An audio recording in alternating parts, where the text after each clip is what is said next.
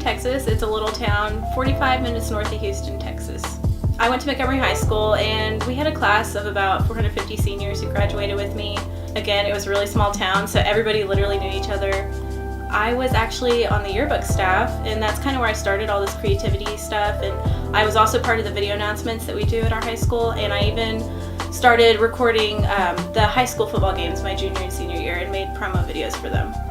I was bored for some reason one day and bought my own domain and was like, okay, how do I get something on it now? And then I was Googling stuff, or I guess at the time I was using Yahoo, and I was looking up HTML code and kind of just started getting a little feel for it. And it also helped because I was on MySpace at that time too, and you know, you could like hide ads and make your top 8 turn into like a top 12, so I was finding codes for that kind of stuff. And it really intrigued me, just all the coding that was behind it and like how you can be really creative with it. The professors who like taught me in my undergrad and some that I had during grad school, they knew that I was one of those few students who had really, really good web design skills, and I think that they noticed that and they saw that there was an opportunity there for me to teach people web design. I have always been, like especially my undergrad years, I was not a public speaker. I could not stand in front of even a class of like 50 people to do a speech project in a class.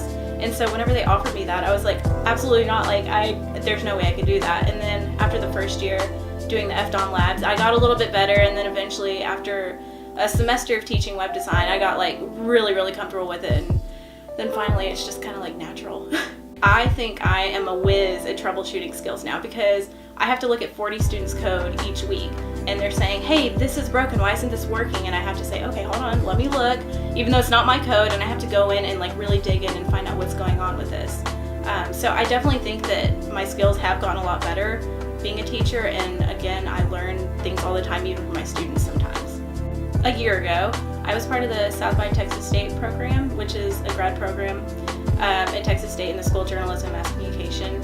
And we reported on panels, we interviewed speakers, we wrote articles about some of the panels at South by Southwest.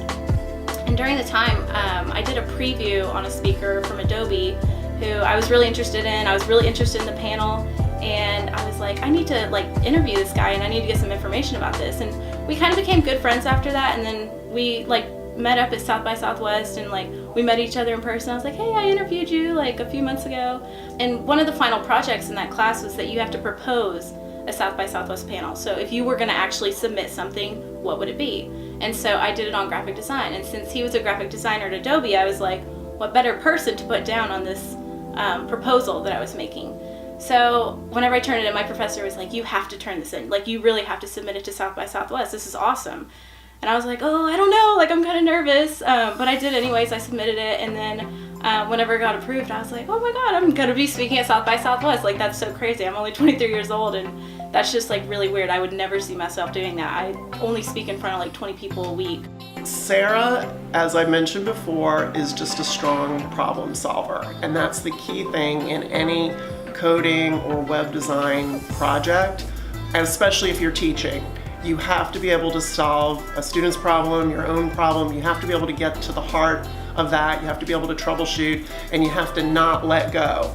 And until you find the answer, the truth is out there and you have to figure it out. And so Sara has always been willing to dig and figure that out, and really kind of accept new responsibilities and learn the things that she needs to learn and be able to share that with students. So we're just really happy that she's been able to teach for us, and we're going to be sad when she graduates and she's not here anymore.